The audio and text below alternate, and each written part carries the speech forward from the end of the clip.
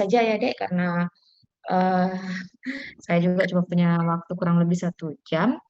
Jadi topik kita hari ini yaitu pemulihan jaringan, regenerasi, dan repair. Bisa dilihat slide-nya?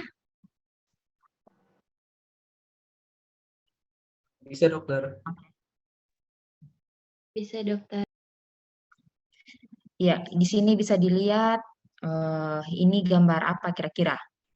Semuanya, ada gambar apa ini? Dokter luka, dok.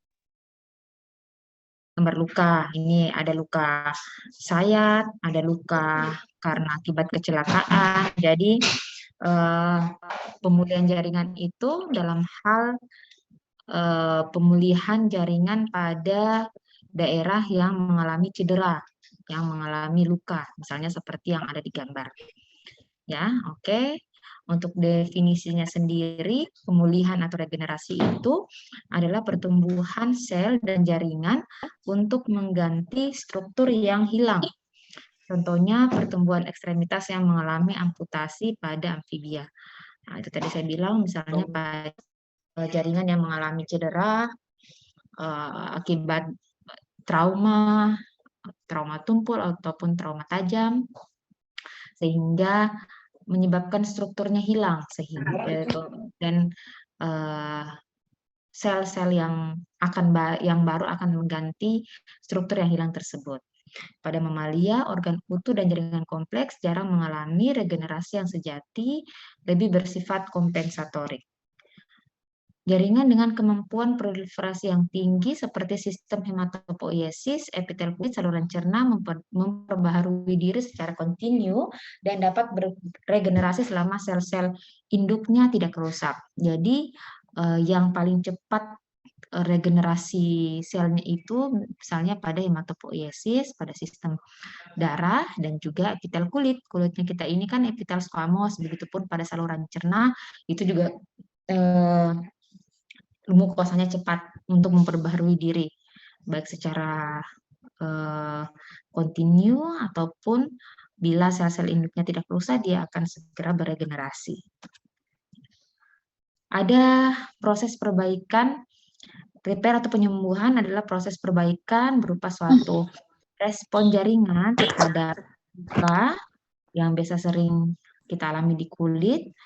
Kemudian ada peradangan di organ internal maupun nekrosis sel di organ yang tidak mampu melakukan regenerasi ya. Jadi sel akan mati dengan terprogram, itu yang disebut dengan apoptosis, dan tidak lagi dapat melakukan fungsi regenerasi. Pada repair ini meliputi kombinasi antara regenerasi dan juga pengendapan jaringan ikat atau fibrosis. Jadi setelah tumbuh sel-sel yang baru, tentunya pertumbuhan sel-sel ini harus dikontrol, karena jika tidak maka akan menyebabkan kelebihan dari sel-sel jaringan ikat mengendap. Nah, itu nanti yang disebut biasanya dengan cicatrix atau keloid. Nanti bisa dilihat di slide berikutnya. Ini normal homeostasisnya apabila ada sel, kemudian ada injury atau ada cedera, ada jejas, maka ada yang beregenerasi ataupun ada yang repair. Nah, itu tergantung apakah dia menjadi luka, kemudian terjadi inflamasi kronik yang menyebabkan fibrosis.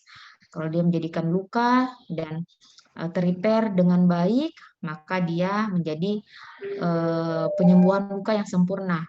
Namun jika disertai dengan kronik inflamasi bisa menyebabkan fibrosis. Ini juga regenerasi tadi yang dibilang sel-sel yang terus bertumbuh secara normal, misalnya pada lapisan kulit di epidermis, kemudian GI tract, dan ada juga yang stable, jaringan yang stabil, itu misalnya pada sel-sel hepat dan sel ginjal yang terus beregenerasi karena sel induknya tidak rusak. Ya. Pengendalian proliferasi sel dan pertumbuhan jaringan normal. Sel ini dapat mengalami proliferasi atau bertambah banyak, kemudian diferensiasi, itu dia perubahan bentuk, dan juga mengalami apoptosis. Nah, apoptosis ini adalah kematian sel yang terprogram. Proliferasi sel itu dapat terjadi secara fisiologis maupun patologis. Fisiologis itu misalnya pada proses menstruasi, terjadi proliferasi sel endometrium, tapi ini adalah suatu sifat yang fisiologis, normal. Sedangkan yang proliferasi yang patologi atau tidak normal, misalnya pada hiperplasia endometrium, sehingga nanti bisa menjadi cikal bakal suatu keganasan. Proliferasi sel normal itu yang biasa kita sebut dengan siklosel, ini sudah sering didengar. Ada fase pertumbuhan prasintesis 1 atau G1, kemudian fase sintesa atau disebut dengan dikode dengan S, kemudian fase pertumbuhan pramitosis G2, fase mitosis, dan G0 sel istirahat. Jadi sel juga butuh waktu untuk beristirahat sebelum dia kembali ke dalam siklosel. Ini bisa dilihat dari G1, kemudian sintesa, G2, mengalami mitosis. Mitosis juga ini ada beberapa fase, kemudian dia mengalami proliferasi. Kemudian ada juga kelompok sel yang berdasarkan kemampuan proliferasinya dibagi menjadi 3 sel. Bisa dilihat ada sel labil, sel stabil, dan permanen.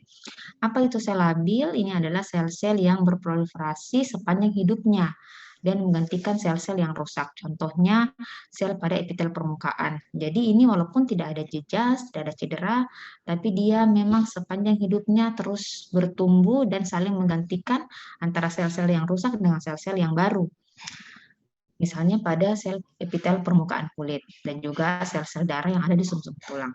Selanjutnya ada sel stabil. Ini adalah sel-sel yang terlibat dalam proses replikasi namun tingkat rendah, tetapi mampu membelah dengan cepat ketika merespon rangsangan. Misalnya sel-sel hati dan sel-sel otot polos. Ginjal juga bisa. Jadi cepat merespon pada saat ada cedera. Pada sel-sel hati dan sel-sel ginjal ini, bila ada cedera, ada jejas, ada luka, dengan nutrisi, dengan pengobatan yang baik, maka sel-selnya akan cepat untuk berganti dari yang rusak menjadi sel-sel yang sehat. Selanjutnya ada yang disebut dengan sel permanen atau tidak membelah, misalnya sel-sel saraf dan sel-sel jantung. Nah, untuk sel saraf dan sel-sel pada otot jantung ini dia tidak bisa diperbaiki lagi. Nah, makanya kalau kayak pasien pasien dengan riwayat sakit jantung atau dengan stroke, nah itu agak susah karena sel-selnya tidak bisa beregenerasi sendiri, ya. Jadi itu yang bahaya karena selnya sifatnya permanen, jadi tidak bisa regenerasi sendiri. Ini diingat karena sering keluar di soal dari ketiga sel kemampuan proliferasi sel-sel ini. Ada yang disebut dengan sel induk atau stem cell. Sel induk ini memiliki kemampuan untuk memperbarui diri dan replikasi. Ada yang disebut dengan sel induk embrionik dan sel induk dewasa. Peranan sel induk dalam hemostasis jaringan yaitu bertanggung jawab atas pembentukan sel-sel matur pada organ tubuh tempat sel-sel tersebut berada, kemudian mempertahankan homeostasis jaringan yang normal, dan memiliki potensi untuk berdiferensiasi secara lebih luas dan melaksanakan repopulasi jaringan sesudah terjadi jejas. Jadi sel induk ini yang membantu untuk regenerasi sel-sel sesuai dengan tempatnya jika ada terjadi cedera atau jejas. Kemudian ada faktor-faktor pertumbuhan yang penting pada suatu regenerasi atau penyembuhan, yaitu untuk menstimulasi proliferasi itu sendiri, kemudian mempengaruhi gerakan sel, kontraktilitas diferensiasi dan angiogenesis untuk pertumbuhan pembuluh darah yang baru sebagai nutrisi ke sel-sel tersebut. Ini juga ada faktor pertumbuhan, growth factor dalam penyembuhan luka itu banyak, ada EGF, TGF alpha, GF, VEGF, PDGF, TGF beta. Oke, selanjutnya mekanisme pengantaran sinyal pada pertumbuhan sel. Pada sel itu ada yang disebut dengan ligan. Ligan ini akan terikat pada reseptor sel target yang spesifik dengan ligan tersebut. Ligan ini akan mentransmisikan sinyal intrasel untuk induksi dari transkripsi gen. Nah, skema pengantaran sinyal intrasel ini ada 3 yang disebut dengan autokrin, parakrin, dan endokrin. Autokrin itu ya yang dimaksud dengan autokrin adalah sel merespon substansi yang menghantarkan sinyal dan dihasilkan oleh sel itu sendiri. Jadi dia yang merespon, dia yang menghasilkan sinyal, dia yang bekerja sendiri. Itu namanya penghantaran sinyal yang jenisnya autokrin. Kemudian ada yang parakrin, yaitu sel yang menghasilkan substansi yang mempengaruhi sel target yang ada di dekatnya. Jadi selain digunakan untuk dirinya sendiri, bisa juga untuk sel target yang ada di dekatnya. Sedangkan endokrin, sel yang mensintesis hormon yang beredar dalam darah untuk bekerja pada sasaran yang letaknya lebih jauh. Jadi endokrin ini, makanya ada hormon endokrin toh sebenarnya itu adalah penghantaran sinyal ke tempat yang lebih jauh melalui darah. Jadi bukan hanya di tempatnya terdekat, tapi juga bisa di tempat yang jauh. Itu disebut dengan endokrin. Oke, yang berikutnya pada penyembuhan sel ada yang disebut dengan matriks ekstrasel dan interaksi sel matriks. Nah, terdiri dari protein struktural fibrosa, misalnya kolagen, kemudian ada juga glikoprotein adesif, proteoglikan, dan hyaluronan. Makromolekul ini terakit menjadi suatu matriks interstisial yang terdapat dalam ruang antar sel atau menjadi membran basalis yang berdekatan dengan membran plasma sel. Jadi matriks ekstraseluler ini yang menghubungkan antara satu sel dengan sel yang lain sehingga ada interaksi antara sel-sel tersebut. Ini yang menjadi macam-macam jenis-jenis dari matriks ekstraseluler. Ada yang kolagen, elastin, fibrilin, ada protein adesel, protein glikan, dan asam hyaluronat. Itu bisa dibaca ya, Dek. Itu masing-masing yang dimaksud seperti apa. Kemudian kita masuk pada perbaikan dengan penyembuhan, pembentukan jaringan parut, dan fibrosis. Hal yang penting dari perbaikan dengan penyembuhan pembentukan jaringan parut dan fibrosis ini adalah yang pertama adalah inflamasi. Kemudian angiogenesis daripada inflamasi ini berperan semua faktor-faktor yang proinflamasi yang tentunya akibat suatu cedera, jejas ataupun ada patogen sehingga badan merespon dengan mengeluarkan sistem imun yang berperan. Selanjutnya ada angiogenesis, ini pertumbuhan pembuluh-pembuluh darah yang baru. Kemudian ada migrasi dan proliferasi dari sel-sel fibroblast. Kemudian terbentuk scar formation dan terjadi penyembuhan jaringan ikat. Kita bahas satu-satu. Ini gambarnya. Jadi pada hari kedua biasanya masih terjadi inflamasi, proses inflamasi sampai 1 minggu, mulai terjadi proliferasi sel-sel yang sehat. Di sini ada reepitelisasi, angiogenesis, ada pertumbuhan jaringan granulasi, dan perbaikan matriks ekstraselulernya.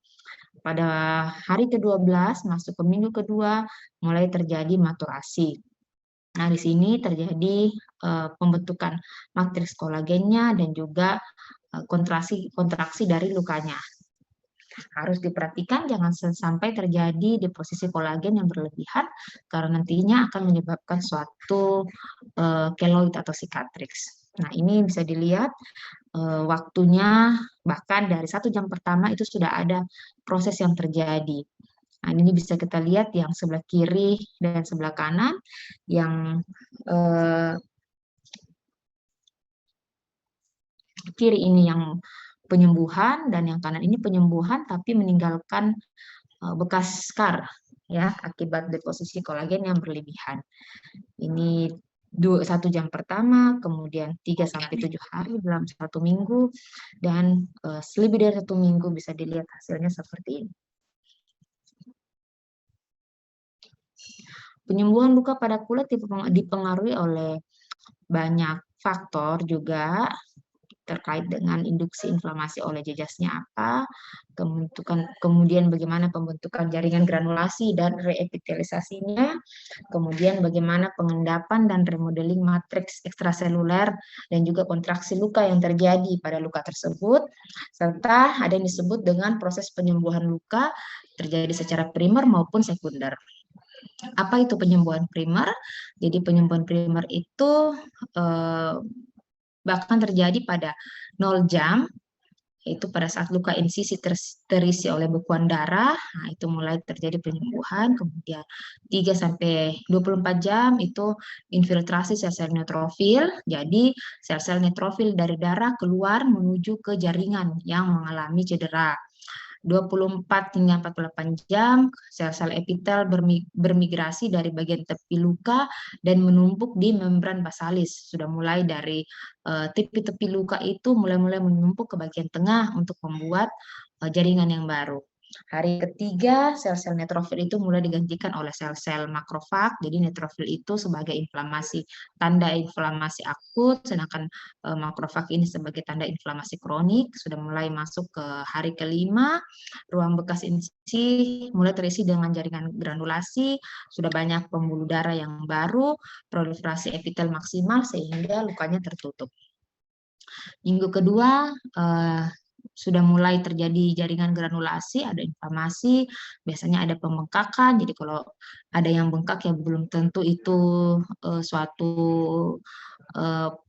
tanda bahaya ya, tapi ternyata itu juga bisa kita temukan pada proses penyembuhan luka. Yang tadinya masih vaskularisasinya banyak, sudah mulai mereda, kemudian proliferasi fibroblast juga terus terjadi, namun bisa dikontrol bila diberikan pengobatan dan perawatan luka yang baik. Dan pada bulan kedua, jika jaringan parutnya ini tidak terkontrol, terjadi pengendapan atau penumpukan, maka bisa menyebabkan jaringan parut, namun tanpa inflamasi karena telah tertutup oleh epidermis yang utuh. Yang disebut biasanya keloid, cicatrix, scar itu sama, nah itu akibat penumpukan kolagen.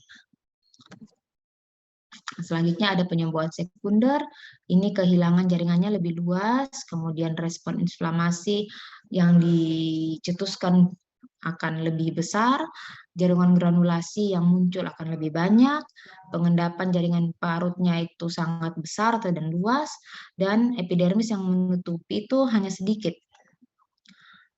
Itu bedanya dengan yang primer ya. Selanjutnya kita masuk di faktor-faktor yang mempengaruhi penyembuhan luka. Nah, di sini juga penting, selalu saya tanya pada kalau di soal, di ujian, apa saja yang mempengaruhi penyembuhan luka, yaitu ukuran, lokasi, dan tipe luka. Kenapa ukuran? Ya tentu saja kalau misalnya lukanya besar akan membutuhkan waktu yang lebih lama, berbeda dengan lukanya kecil. Lokasi juga menentukan, misalnya lokasi di wajah itu lebih cepat sembuh karena wajah tidak banyak pressure atau tekanan yang lain-lain, berbeda dengan luka di kaki.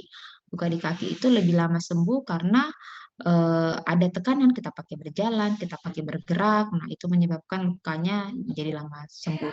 Begitupun juga dengan tipe luka, biasanya ada luka yang bersih, luka yang kotor, nah tentunya ada faktor-faktor yang lain yang bisa memperlambat penyembuhan luka.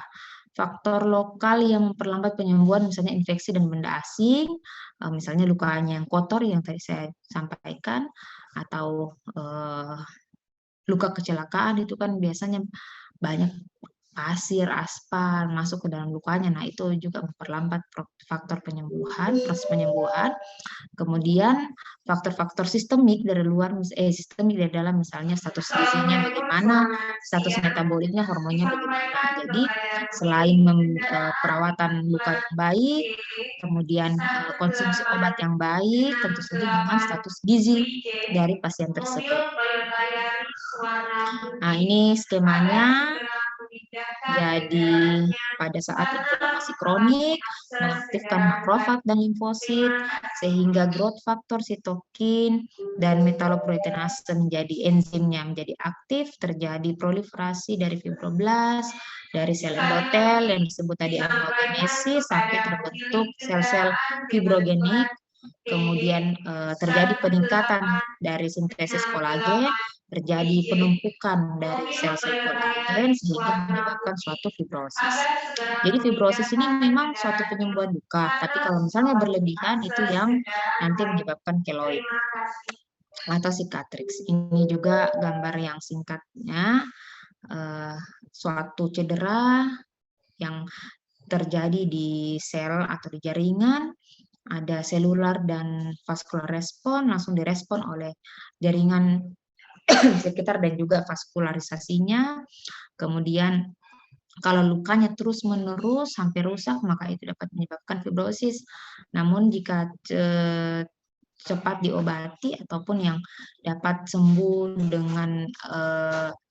dengan memperbaiki dirinya sendiri, maka dia akan mengalami regenerasi sel-sel yang langsung, sel stabil yang tadi saya sampaikan, yang langsung beregenerasi dengan sendirinya, atau yang mengalami repair yang harus kita bantu dengan faktor-faktor penyembuhan luka yang tadi, status gizinya, pemberian obat, perawatan lukanya, itu terjadi penyembuhan luka walaupun ada skarnya juga, tapi skarnya itu minimal.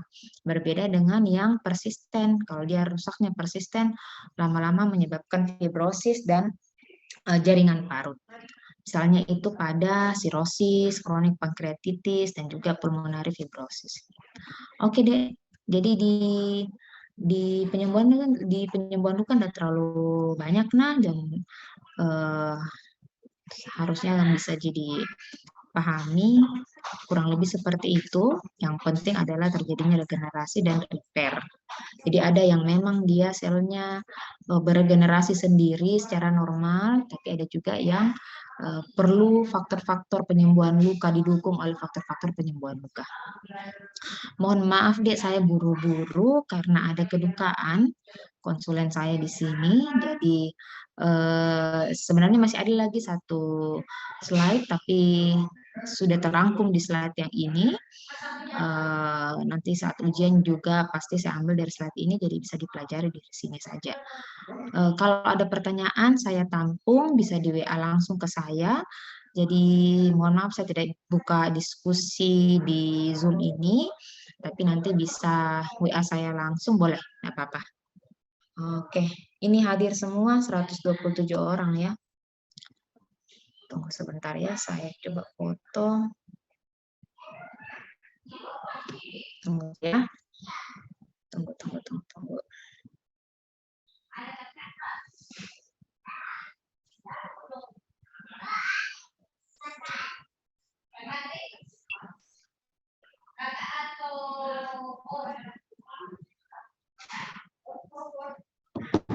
Oke. Begitu ya, Dek. Jadi kalau ada yang masih belum jelas, bisa di WA saya ya, enggak apa-apa, silakan. Karena saya juga buru-buru sekali yang sekarang ada kedukaan konsulen saya. Ya, terima kasih semuanya. Ini saya yang jadi host, jadi saya yang end room ya.